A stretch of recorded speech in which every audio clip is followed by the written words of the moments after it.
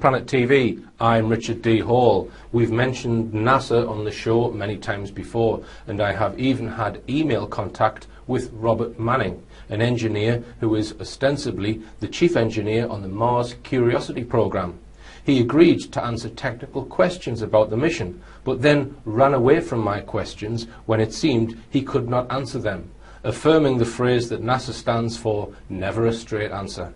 If you don't believe what I have just said, then please watch this lecture from the link on the screen, which includes evidence that Curiosity may not be situated on Mars and could be in the Canadian Arctic. I am joined today by somebody who has also had communication with NASA, albeit in a slightly more surreptitious method. I'd like to welcome onto Rich Planet Gary McKinnon. Welcome, Gary. Thanks, Richard. Thanks for having me on. All right, then. I think a large number of my viewers will know who you are already and have the outline of your story, which we will go through the basic points of today. Yep. And it started with an interest in UFOs. Can you tell us first, when did your interest in UFOs start? UFOs specifically, well, I was always into stars. Apparently, even when I was 3 years old, I was always asking about the stars and stuff. So I was always looking at the sky from a young age.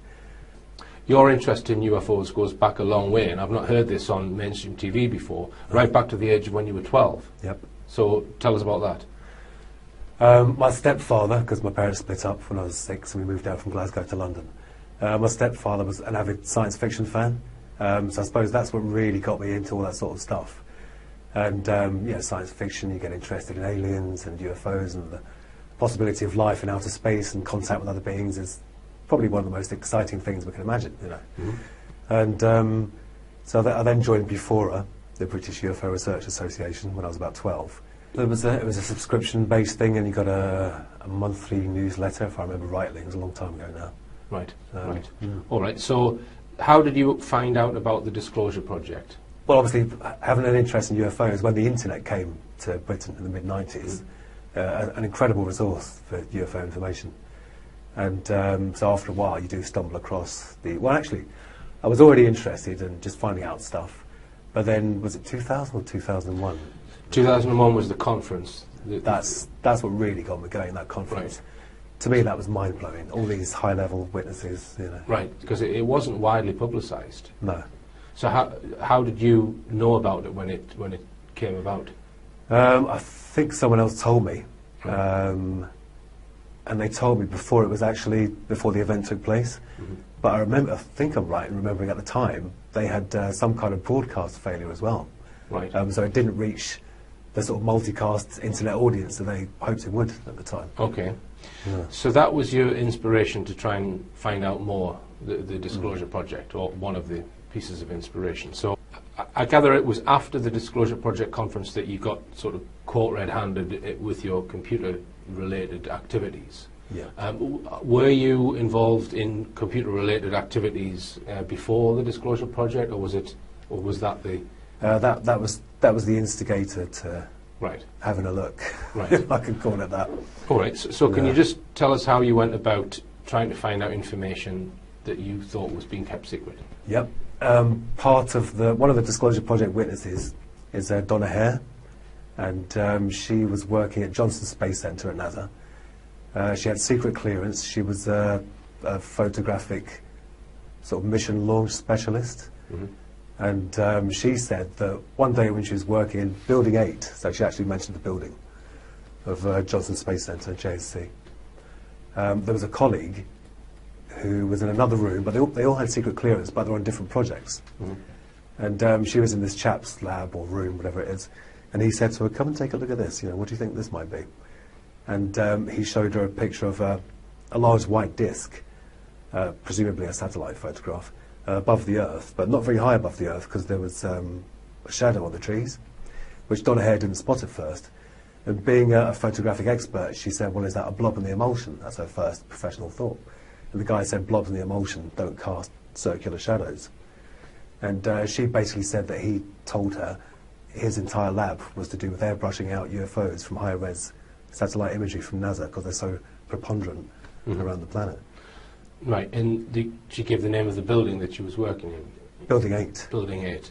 So, just tell us then technically how you went about trying to access information like that.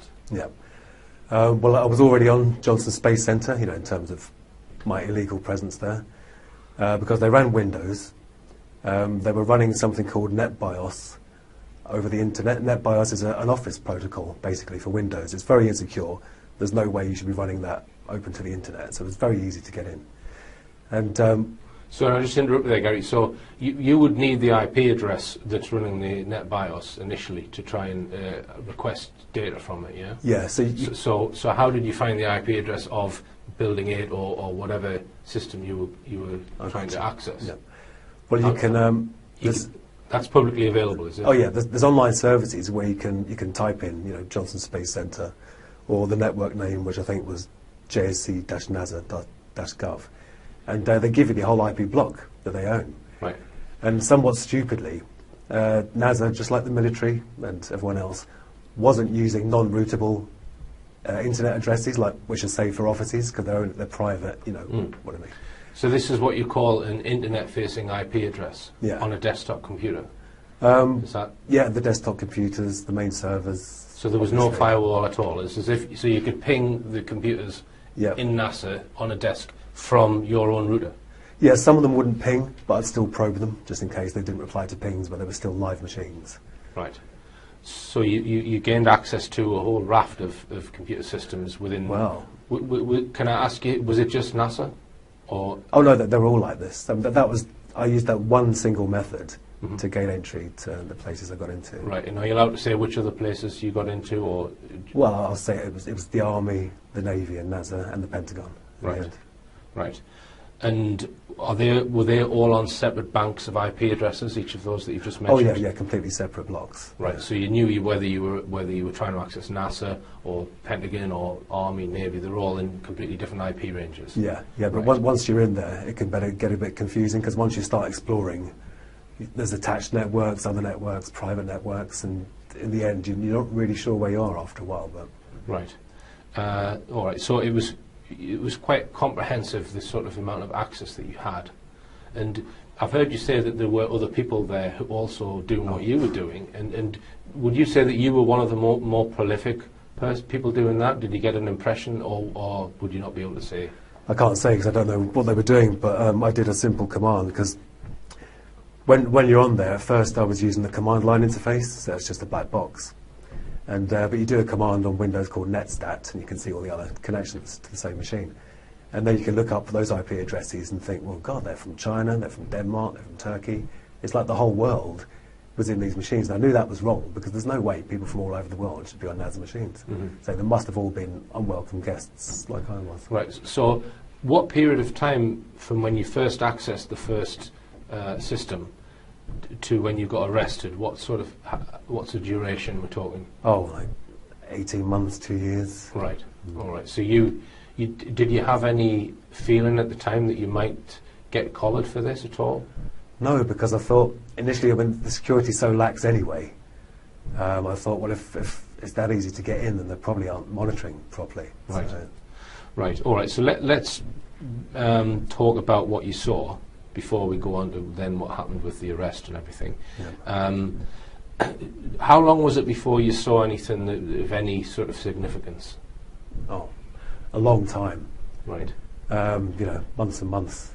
So did you not get bored with it, or was it always keeping your fascination with what kept you going back if you didn't get anything for months and months? Oh, the promise of possibly finding something. Right. And the fact it was so easy, and I thought at some point this is going to close the store, and they'll stop running NetBIOS over the internet. Right. And you won't be able to find blank passwords so easily. Right. And every time you were in communicating with a particular online IP address, would you always know which building you were accessing computers from? No, not at all. Not the physical building. Right. No. Right. All right. So just tell us when you got your first hit, if you like, as regards actually seeing something interesting. The first thing was documentation.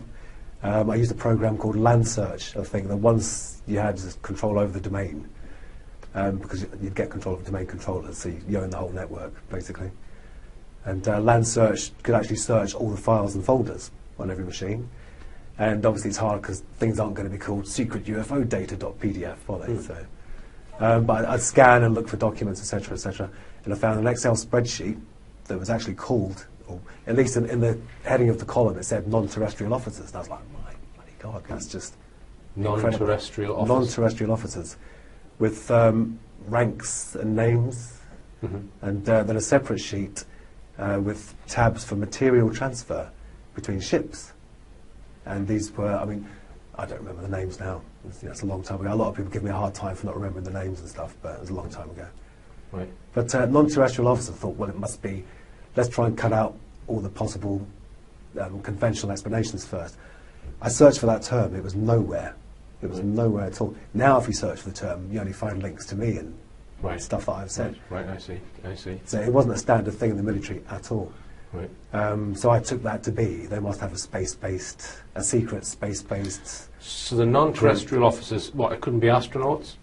It could be. I mean, that's the thing. It's up to you how you interpret that, isn't it? Right. But these ships were called USS whatever and USS whatever. So they've started with USS? Yeah, so that implies Navy. And I think the Navy do a lot of space stuff, right. The US Navy. And how many officers' names would you estimate were listed, and how many ships were listed? Probably, oh God. I think there was probably one screen full of officers' names. So what's that, 25 rows on an Excel spreadsheet? And these were low resolution days as well. So you're talking about 800 by 600 screens, not very big. But the ships was probably, I don't know, a third of the spreadsheet. So estimate how many different ship names you saw? Oh God, maybe 8, 10. 8 or 10. Yeah. And am I right in thinking that you then tried to search for those specific names? Oh yeah. Right, and didn't find a thing. Right, so you think that they could be classified... Not the names of the people, the names of the ships. Yeah, but they could be classified secret or top secret names of some sort of craft or ship. Yeah, obviously not public. Right. So. All right, Gary, well, we'll continue this after the break.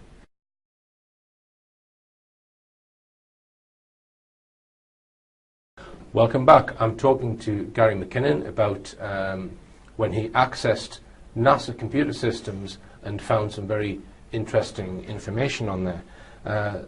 I've given lectures, Gary, about the TR-3B, and in those lectures, this is an alleged secret aircraft, and in those lectures I've sort of put forward the case that it's not really NASA that's possibly designed that technology, that it's maybe some secret part of the Air Force and the NSA that is controlling the information. This comes from Edgar Fouché, a whistleblower.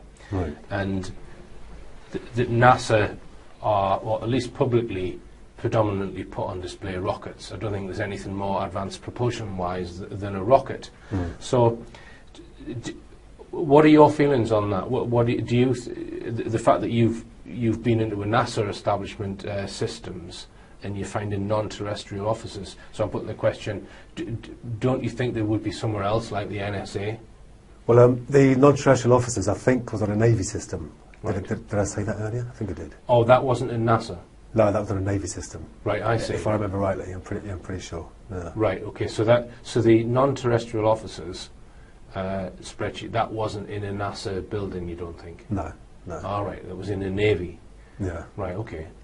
And in the actual ships as well, you mentioned there was names of ships. That was Navy as well. Yeah, so the spreadsheet. Right, so that wasn't in a NASA folder in Building 8 in... No. Right, no. I see. All right, so that could explain the question that I've just asked there. So just to stay on this sidetrack, what are your feelings on the Apollo missions? Do you buy into the we never went to the moon, or do you have a strong position, or are you open-minded? What's your...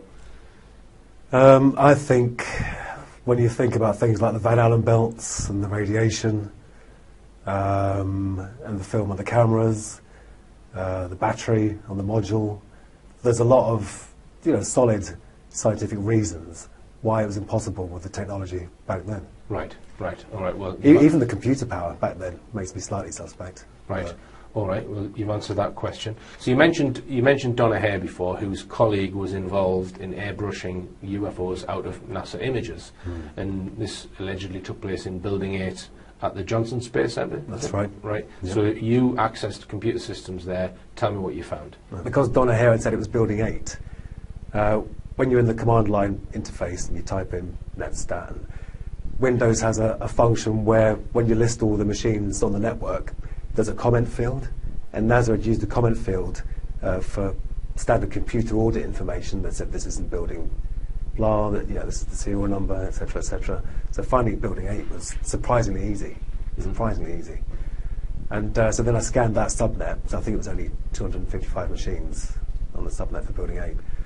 And there they were, all these machines with blank administrator passwords. It was as if when they built the network, they'd used an image and blatted out the image to every machine, because every single machine had a blank administrator password. An administrator gives you full control, so it was ridiculous.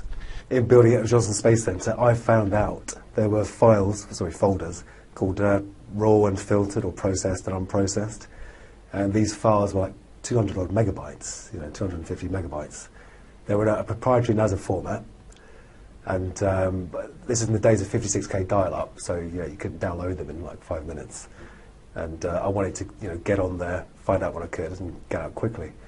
And so I had remote control of the desktop using a program called Remotely Anywhere. And so if you double-clicked on an image, their proprietary software came up, and the image was there. But it wasn't there like that, because it's a slow connection. I turned it down to, I think, 2-bit or 4-bit colour. I can't remember if it was monochrome or just 4-bit colour. And it started, judging down the screen. I think Remotely Anywhere was a Java app at the time. And I only got to see about half or 2/3 of it or something. But it was a hemisphere of a planet, which I assume was Earth, because it was blue and it was cloudy. And but it was a classic cigar shape, with no seams, no rivets, no sort of workmanship on the outside. But it did have one sort of human-looking thing, which was the sort of geodesic domes that you see at Menwith Hell. Above and below, to the left and the right, and one on its nose, and I assume, one on this side, and I assume one on the other side as well. So I mean, some people say that could have been man-made because of that geodesic dome feature, but the fact of it all flowed in. There was no, there's the tube, and there's a socket for the dome. It was all a flowing, but that's when I saw someone else, the mouse moved, right-clicked on the LAN icon, disconnect, and boom, I was gone. When you saw that particular image, did that then lead to your arrest? Yeah, because when they disconnected me, they obviously got my IP address, because I was doing a direct connection, foolishly, at that time, because I was getting lazy or cavalier.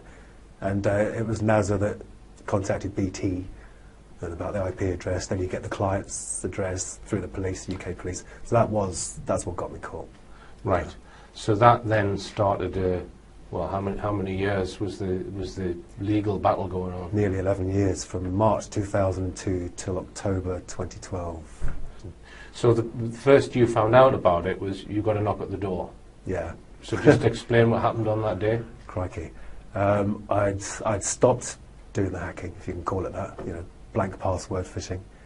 And I think I'd been playing this PC game called Galactic Civilizations all night till about 3 o'clock. So I'd only been asleep for a few hours. And next thing I know, there's someone saying, Gary McKinnon, and following me. And I woke up to find a detective, whatever he was, from the National High-Tech Crime Unit, saying you're under arrest for, well, I assume he said hacking into NASA. I can't really remember now. But right. And so, did they take you away from your home then? No, the first thing they did was a massive search. They searched my girlfriend, they searched me, they searched the house, they took away the computers, not just the hard drives, they took away all the computers. I was fixing computers for people as well, they took away all of those. Yeah. Right. So did they give you them back?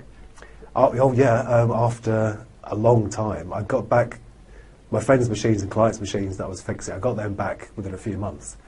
But I only got my... Oh no, they never gave me back my hard drives because they had evidence on them. Right. So you never got them back? No, because I didn't get time to get a copy of the image, but I got a copy of the non-terrestrial officer spreadsheet, which was on my hard drive, which was encrypted. But I stupidly told them the password. I just fessed up to everything when I got caught. Because they said, oh, you'll only get 6 months, or probably not even that, you'll get community service, you'll be fine. So that spreadsheet that we discussed earlier was on the hard drive that was confiscated from you, and you've never seen it again? No, I'm still trying to get it back. Right, so, which is why you can't remember the names, because you thought you had it stored on your hard drive, right?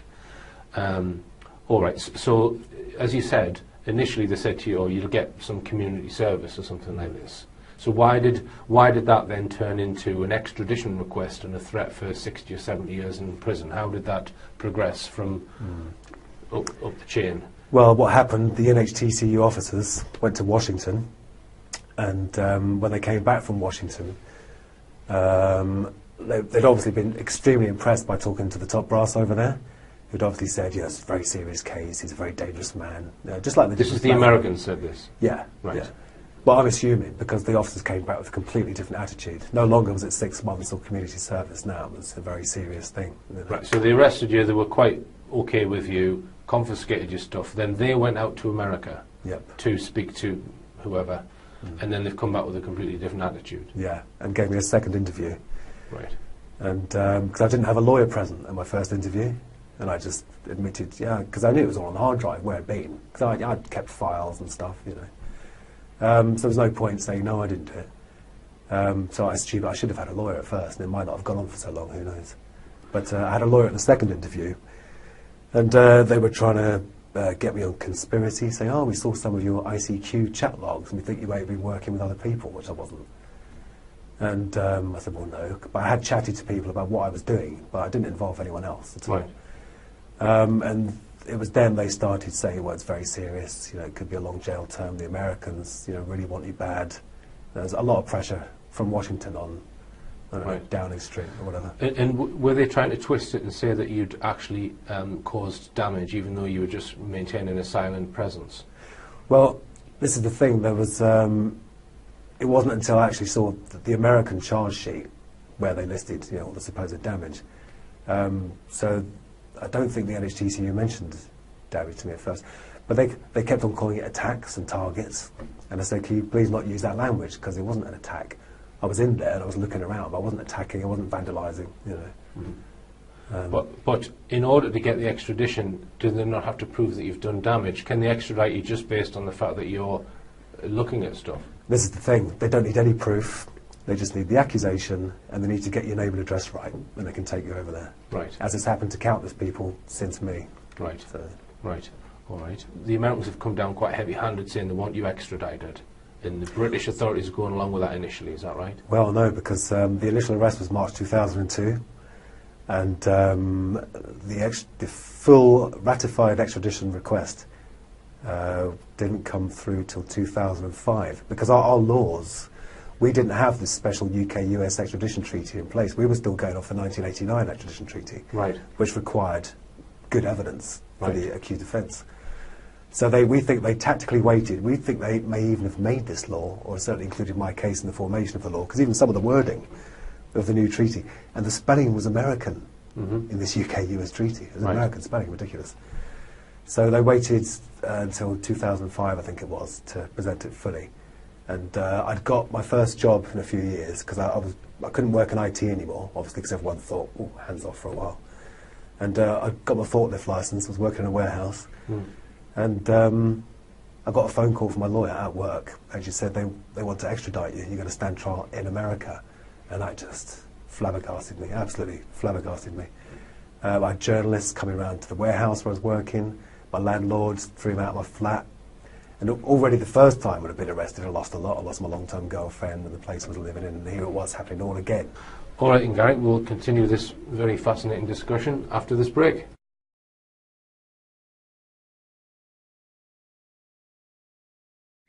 Welcome back. I'm talking to Gary McKinnon about the fact that he accessed NASA computers and other defence establishment computers in America and witnessed some very interesting information.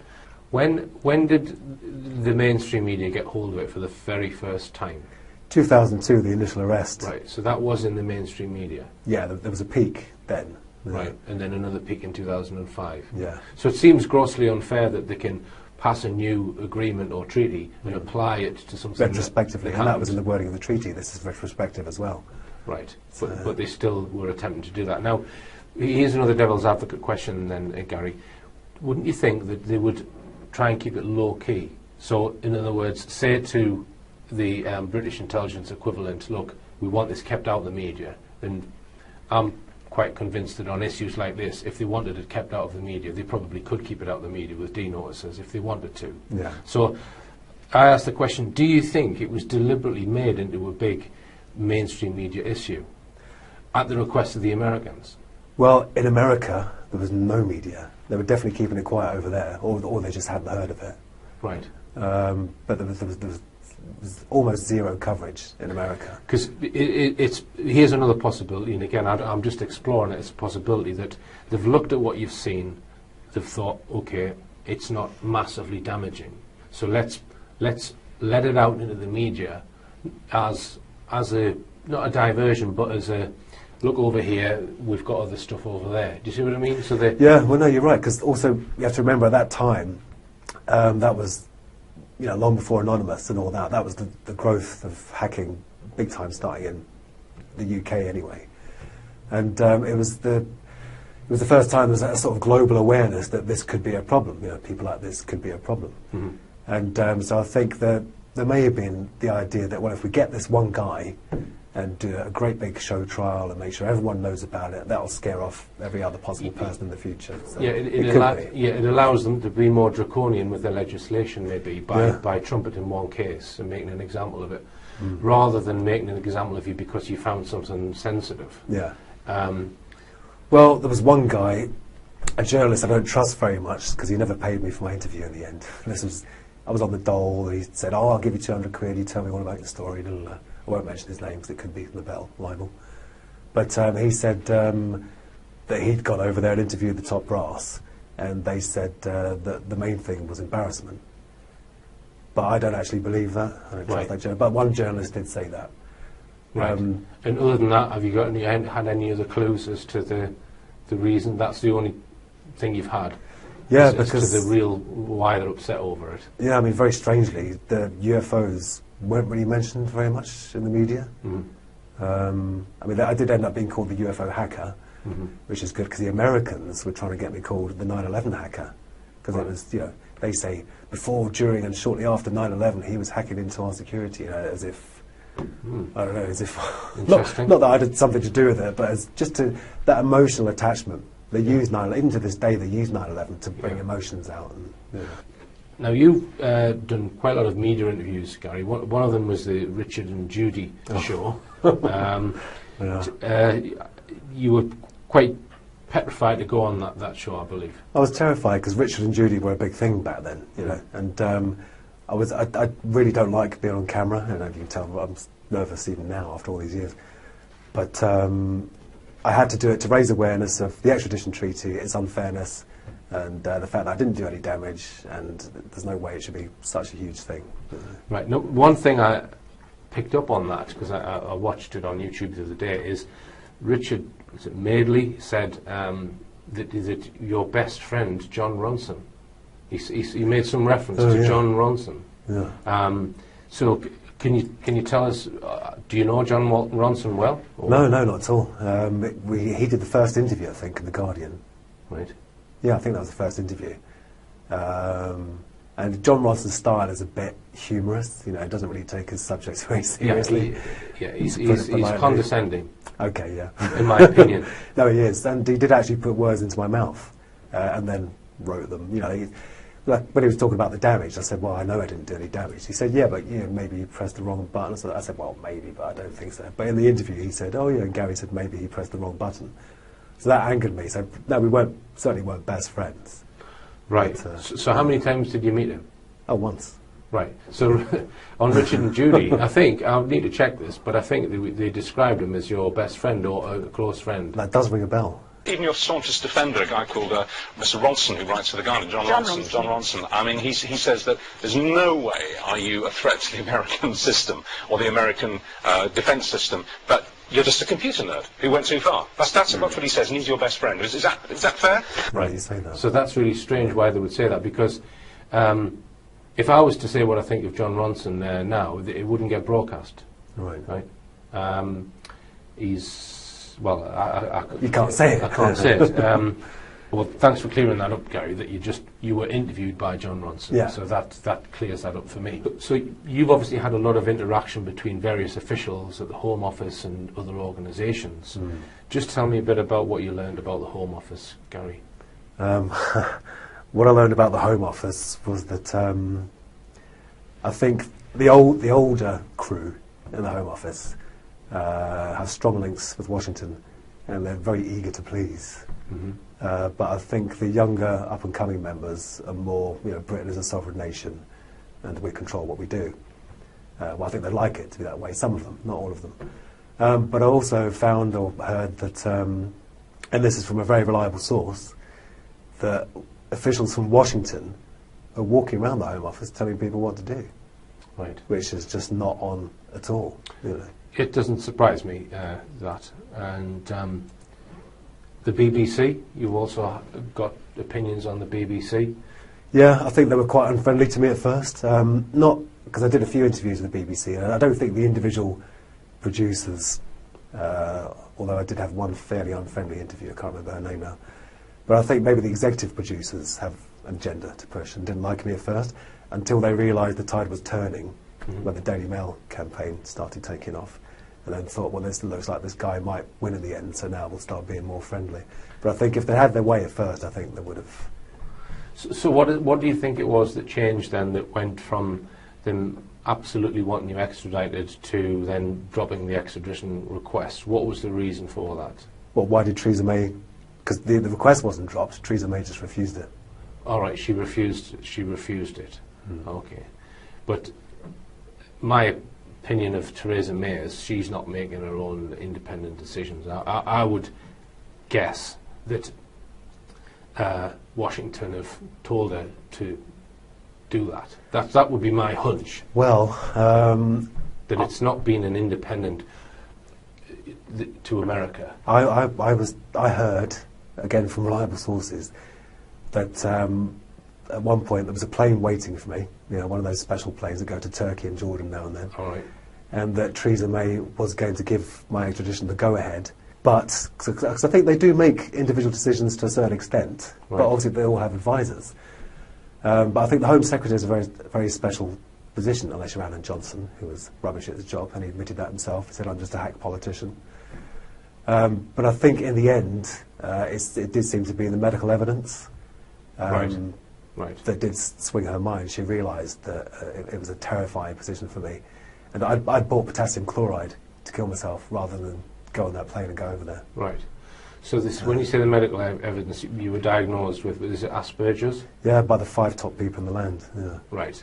It's not something I really know much about. I mean, I don't know whether you want to talk about that aspect of it, Gary. Do you want to mention anything about that? Yeah, well, it's apparently I wasn't on the high end of the spectrum. I've met some people with autism that really need looking after, and they can't function on their own, So they called mine high-functioning Asperger's or high-functioning autism. Yeah. Gary did get the wrong train when he came here. I did. I'm not good in the 3D world, but just in the virtual world. Yeah, that's better. Yeah. But it's that they said the signature of my Asperger's is my extreme interest in justice and fairness and truth. Right. And apparently a lot of us have that in common, and we will work for hours and hours and hours and hours and hours, to find the truth. Maybe I should get myself checked out. Well, yeah. Right. Or maybe not. To me, the most interesting part is the list of non-terrestrial officers and possible undisclosed ships. Were any mainstream journalists interested in that? No, I mean, they all, after the first interview, they read that and they see, okay, we can ask him about this and that, but they don't go into it like you do. They don't drill down on the detail. Right. They just say, so you were looking for UFOs and you found this, and then they gloss over it. Right. There's no deep interest, really. Right. And I apologise to any interviewers that did ask me, because it's so long ago now, I can't remember. Okay. Right, thank you then, Gary. We're going to go for another break, and we'll continue after this.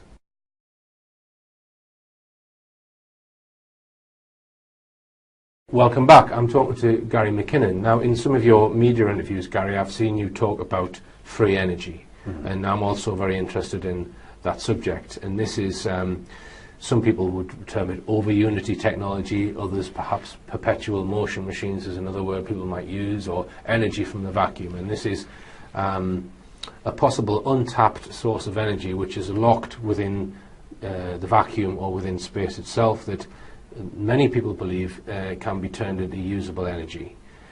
So my opinion is, of the free energy, it's not energy from nowhere, it is coming from a source.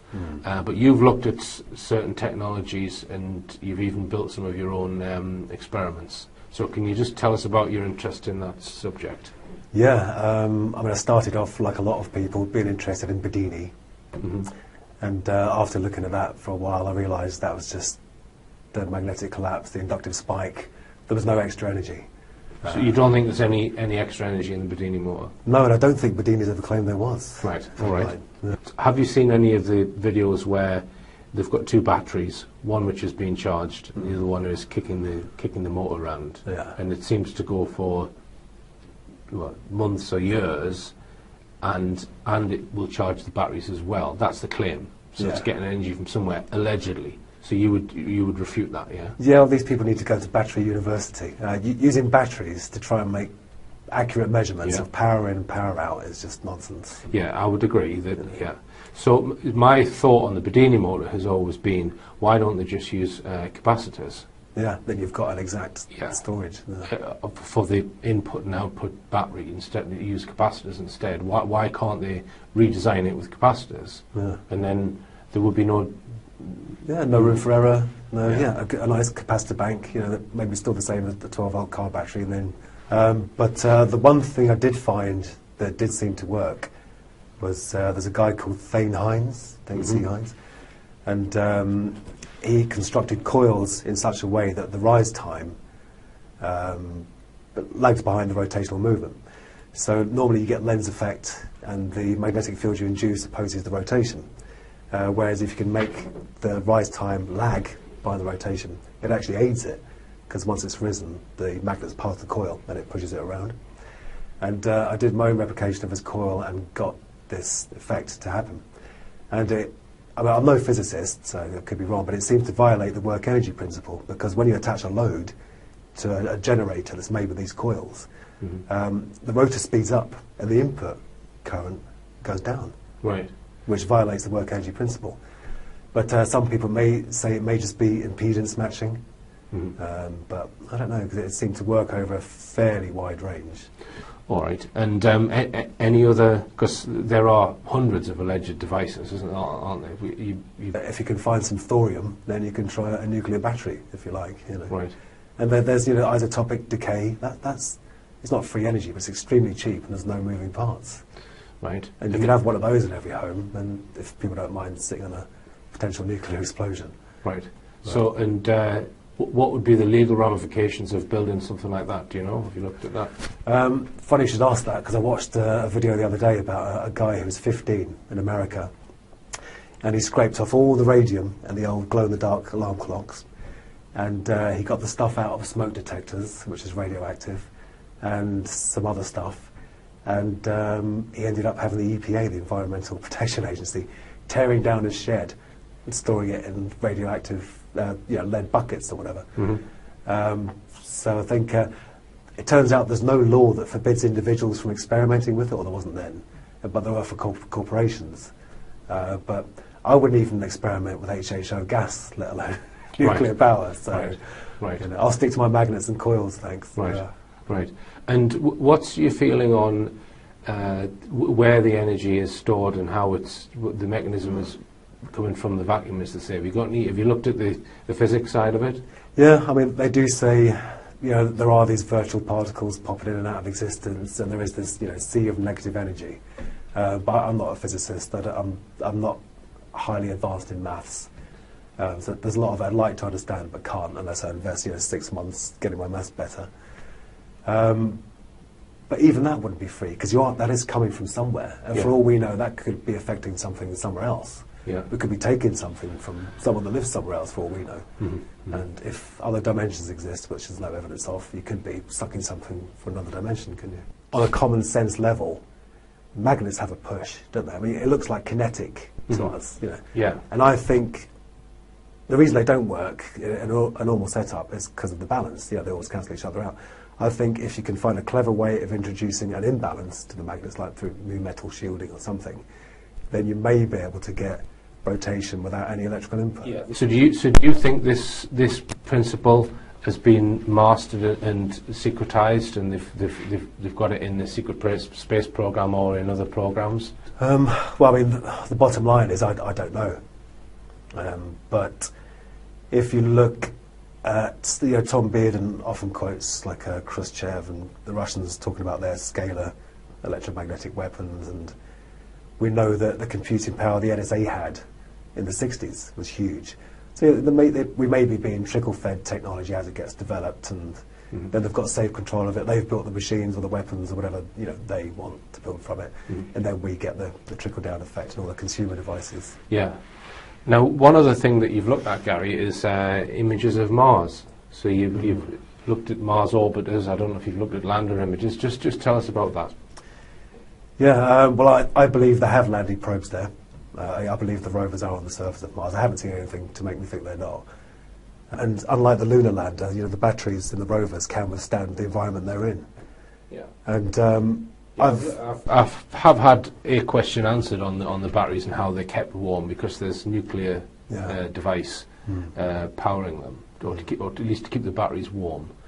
But I'm not 100% decided on what I said at the beginning there. I say 75% in the document that I've written, and it's the crinoid fossil. If they are on Mars, then there's a crinoid fossil there.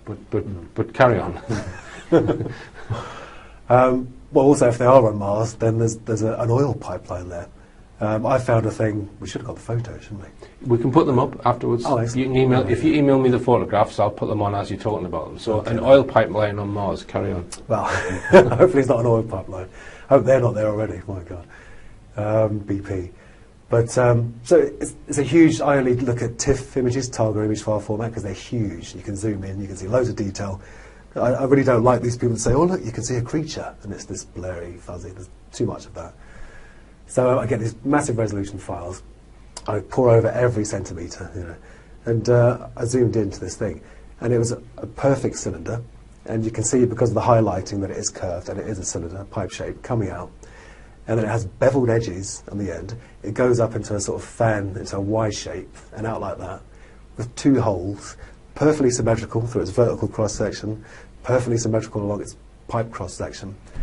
And I'm thinking, well, that's that's technology. Right. It's made by beings. And so I wrote to NASA, because I always do, because people often say, "Oh, this is this," and NASA lies. I always email NASA, not in my real name, obviously. Right. And NASA said, "Oh, it's a ventifact. It's a form formed by wind erosion." And I said, "What, a perfectly symmetrical through its horizontal and vertical cross-section ventifact?" So then I typed into Google, "ask a geologist." Turns out you can ask a geologist anything in loads of universities. And I asked about 5 or 6 of them all around the world. And I got 2 answers. One was American, and which university was it? Because it made me think they might have known it was on Mars, or I don't know. Or maybe my email's on a list, don't answer this guy's questions. And he said, "Oh, well, it could be a ventifact, but we just don't know." Right. So was this a Mars orbiter image? No, this is a rover. This is a rover image. Yeah. Right, okay. Interesting. Well, I'm not aware of the image you're talking about, but we can put that on the screen, and I'll certainly study it. I know that Andrew Johnson has pointed out various anomalies in the orbiter images. One that he thinks is some sort of dome within a crater that he thinks is, or suggests is man-made. There's a few of them. Or not natural. There's a huge golf ball dome in one of them. And there's one, I mean, the surface of Mars is incredible anyway. It's so alien looking, assuming these are real pictures of Mars, which I do. I don't poo-poo the idea that maybe there are orbiters around Mars. I don't know if you watched my lecture on it, on the actual rovers. I think I did. You and Andrew discussing them. Yeah. It's there's certainly a lot of doubt in my mind over it. I'm not 100%. I wouldn't. there's also the conference where the engineers have been asked questions and they don't know anything about the technology. That's what it comes across to me. But anyway, I guess I wouldn't put my life on it. And it's the same with the moon landings as well. Yeah. We mentioned that earlier. You said that also some of the technology seems dubious and doubtful. And some of the hazards, how could we have got past them? Yeah. So. Yeah. Right. So you don't think that man walked on the moon? No, I don't think man even got to the moon and orbited it. Right. Simply because of the radiation, the Van Allen belts. Right. And I don't think the film could have survived the intense radiation from the sun. No atmosphere to shield it, no magnetosphere to shield it. I don't think you could take photos on the moon with the Hasselblads they had then, anyway.